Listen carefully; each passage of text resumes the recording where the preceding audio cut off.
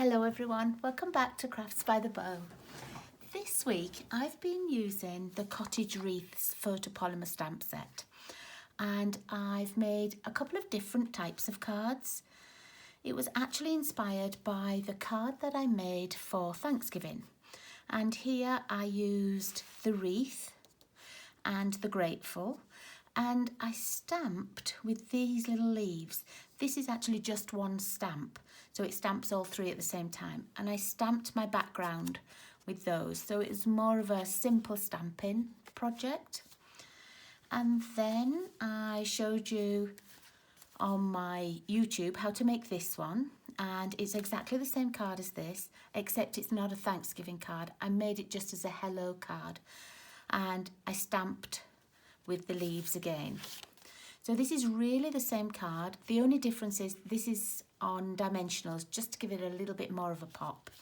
But for some of these I was mailing, and so I didn't want anything too thick for mailing, else it goes up into the next price bracket. So this was my card that I showed on my YouTube on Wednesday. And then on my Facebook Live I made these ones. And it's exactly the same easy layout, the same stamps, but all I did was I changed my designer series paper and I changed it to Merry Christmas. And so you can see this is very, very plain. There's no embossing or no stamping on here, and it's sort of quite clean and crisp. And then for the next one I used an embossing folder. And this was the one I used. Oh, let me put a little card in so that you can just see. Can you see how it's got trees on there? And this is the wintry. I think it's called Evergreen Forest. I thought it was Wintry Forest, but it's Evergreen Forest. So I used that as a base layer, and that became my background. And I want to do the same card because I know a lot of you don't have Facebook, and I've had lots of messages to say that they can't see the Facebook because they don't belong to Facebook, or it's a different time of the evening. And so I'm going to show you this again, but I'm going to change it up slightly again. So let's put those over there. And I want to show you it first just as a plain white on white kind of a card. And I'm going to emboss, but I'm using a different embossing folder. And can you see how it's going to give me either the embossed or the debossed effect? And it's like pine needles or branches. But the folder I'm using is actually too narrow for what I needed. This is the width of my layer. And when you put this in here, you can see, even if I put it right up to the edge, there's going to be a piece that doesn't emboss. So on this layout, it doesn't matter if you can't see the very centre, because this card and paper go over the join. So all I did was I lined it up.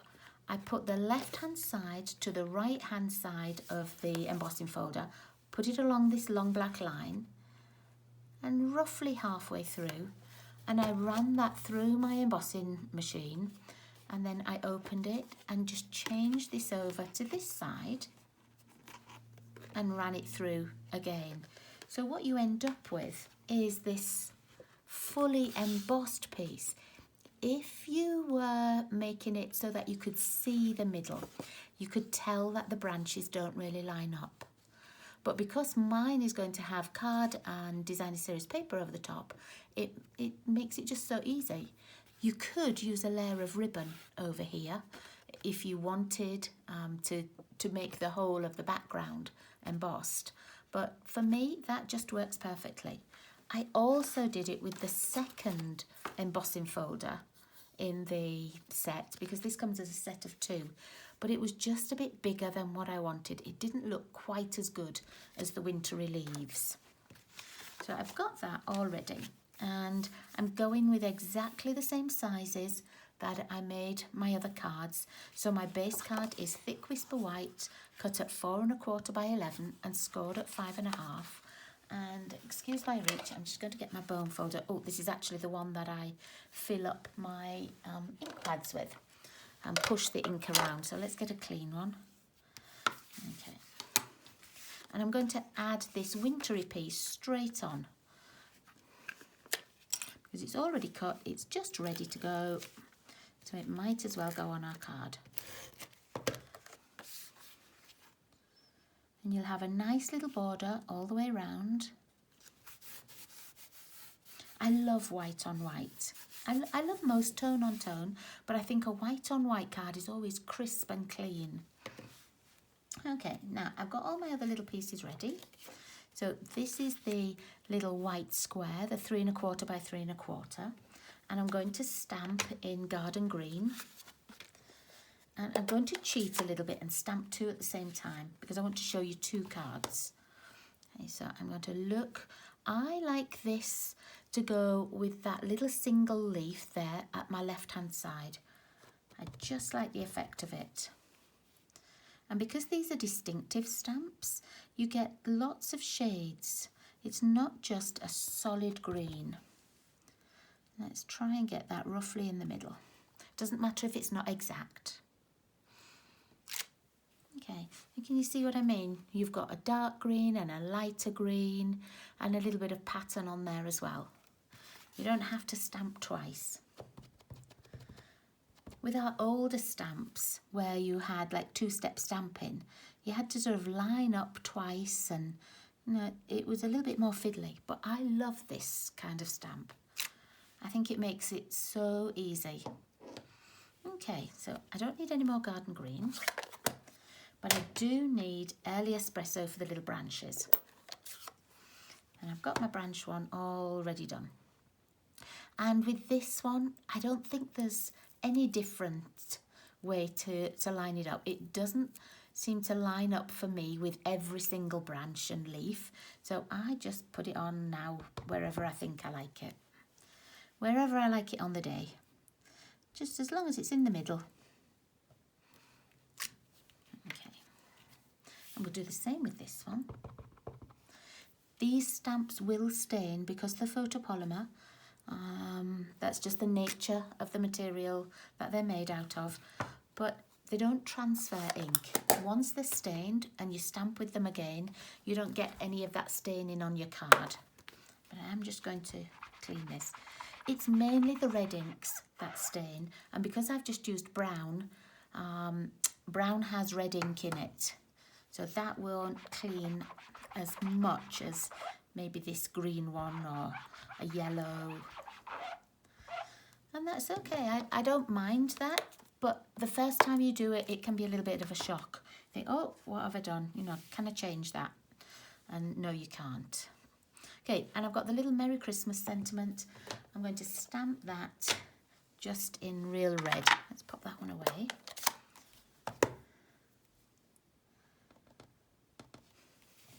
And I've chosen garden green and real red because they're in the designer series paper that I'm using.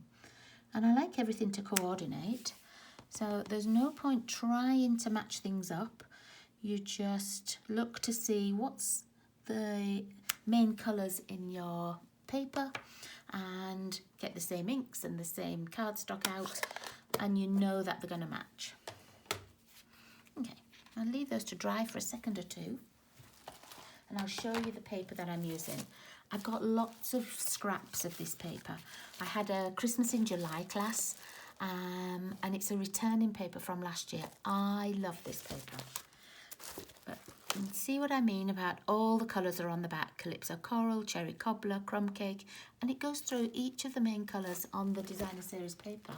So that really, all the hard work's done for you. They've already told you what's going to match and what's not going to match. Okay, so let me find my base card. Where did I put that? Oh, it's here. Okay, and I'm going to this time, instead of putting my accent colour as the garden green, I'm going to put it on real red. And I've chosen this little piece of designer series paper. The back is really nice too, but I liked this just because it had a little pop of red in it. I'm going to oh, let's move that so you can see the sizings. So my designer series paper is 2 by 5 1/4, and that's just going to attach onto the matching cardstock, which is real red, and that's the 2 1/8 by 5 1/4. There's no little border at the right and the left hand side on this. It goes right up to the very end. Now, if you do cut it and find you have a tiny little slither, just like a little overhang, just chop that off. Okay, so this is going to go across here, and can you see, oops, this time it doesn't go to the very edge of the card. It's going to stop on the embossed layer. So let's pop a little bit more of my stamping seal down. And I'm going to roughly put it across the middle. These cards are also pretty turned portrait. So this is going to go on here, but look, you can make it portrait too. In fact, let's do that. Let's make it a portrait way. It doesn't matter which way these leaves are. So let's turn it that way. Got a couple of little bits on my card there. I think I probably need a new blade in my trimmer. And when you start to need a new blade, it leaves a couple of little fluffy pieces. You can go down with your finger and get rid of most of them. Or I know some people will use kind of like an emery board block. But I'm just going to go like that. Okay, so I'm going to attach this onto here right in the middle, and I'm going to use dimensionals. But I'm going to put the dimensionals onto this layer so that I know get right to the edge and I've got everything covered. If I stick it onto here, onto the back here, and I've got it too wide and it goes over onto here, sometimes it can look not the best. A piece can look like it's a bit too squashed or it's not level. But I like it to be easy to position. Okay, so let's pop that. Make sure that that's straight. I've got it opening the right way. And I'm just going to put it right in the middle there. Okay, now we need to embellish this. And what I've done this time, I've got a ribbon in the real red and a ribbon made in the garden green. And that's from this set in the mini catalogue, in the holiday catalogue. And it comes as a set, 5 yards of red and 5 yards of green. And on all of my others, I've used a red ribbon, but I thought on this one, I might just use a green ribbon. I haven't trimmed the edges yet, because I don't know how long I want them to be. But I'm going to attach this just with a little glue dot. I tend to tie my ribbons off camera. If you've seen me on my Facebook Live tying a ribbon, you know I might, oh, I think that's upside down. Let me just take that off. There we go. I might tie it beautifully one day, and the next day I couldn't tie a piece of string in a knot. so I tend to do them off camera now. And sometimes you may need a second little glue dot on there. But I'm going to leave this one as it is for today. And I'm just going to trim this with my ribbon scissors. I use just the same pair of scissors for ribbon all the time. I never cut paper with these ones because it blunts the blade, and then it's hard to have the ribbon cut straight. It might fray. Okay, so I'm just going to pop that little ribbon up, poke it up a little bit. And I was going to use these little red rhinestones, but I think I might try these little gold ones instead. So I think they're quite pretty. Or I've got these. Oh, I might do those ones on the next card. So let me just find my pokey tool, which has disappeared. Not sure where it went, so... Oh, I see it. Excuse me. It'd fallen right to the back. So I'm just going to put the little gold ones on. Some of my cards I've put like sets of 3 of the berries on. This is the festive pearls, and I put them in sets of 3. This one was a little retired set of red hearts. These ones I used these fine sparkle adhesive batch gems from the Gnome Suite. So whatever you've got and whatever you think might look nice, you can just use those. I always do one at the top of the ribbon and one to the left of the ribbon. And then I make a triangle between these two. And then I know that I can put my other two like between two gems or two rhinestones. And that way it's fairly even. So there we are, that's our first card. And actually I quite like that one, portrait. Makes a nice change too, doesn't it? And my next one is exactly the same card. I'm just going to show you what it looks like with a coloured base instead of a white on white. So we've already cut and embossed everything. I've got my embossed piece, and let me see, where did I just put my other base? Oh, it's disappeared. Here it is. Okay, so I've got exactly the same base again. I've got the 4 1/4 by 11 in the thick whisper white, basic white. I still say whisper white, even though we've not had whisper white for a long, long time. Okay, here's my embossed piece again. I'm going to, oh, I'm not using white, am I? I'm not using white. That's why I didn't have a white one in front of me. I've got garden green in front of me.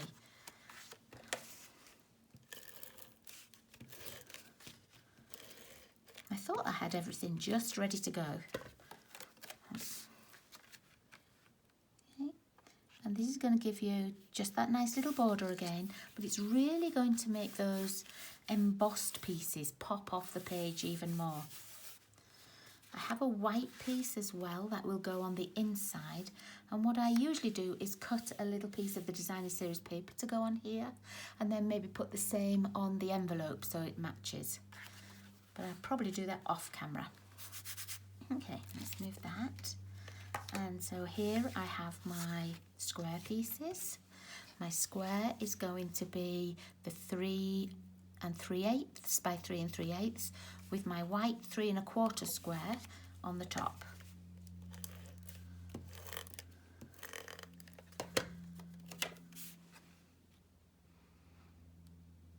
There we go.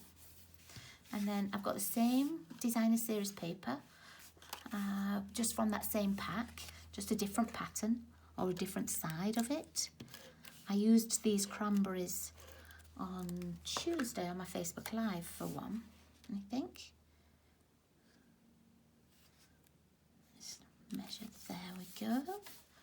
And again, we could make it go this way.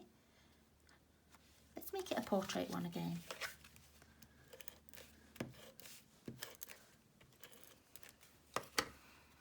You've probably seen me use this layout before.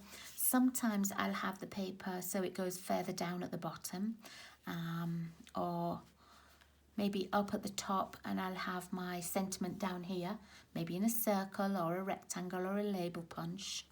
So sometimes I'll have it right over at the edge like this, and then you can put your sentiment here. Oh, that looks pretty. Let's do that. Let's do that for this one. That looks really nice, doesn't it? So, you know, sometimes you don't know where you're going to put it until it's the time. That looks really nice on there. Okay. And so I'm going to get some dimensionals. And this time I'll want some over on this side and some on this side.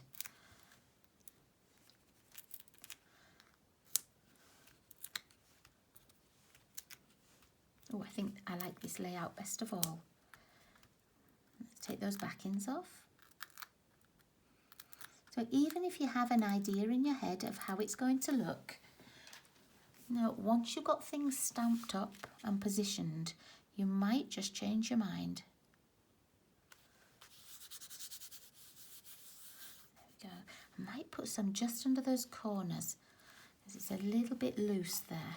So I'm going to take that backing off first, and I'm going to put them just under the corners. Take these backings off, and that way it won't squash in the envelope, or it won't be sagging or anything.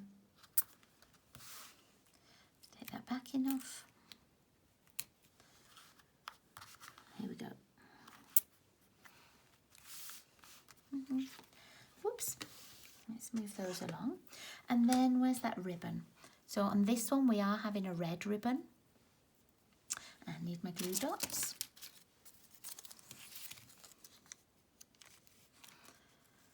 Sometimes I will just sit on the evening and tie lots of ribbons with all of my different colour ribbons, and then I leave them in a little box on my desk and they're there just ready. These are, I can pick up, and I've got just lots of little ribbons all pre-made. And there's sometimes just the inspiration that you need. Let me get my ribbon scissors.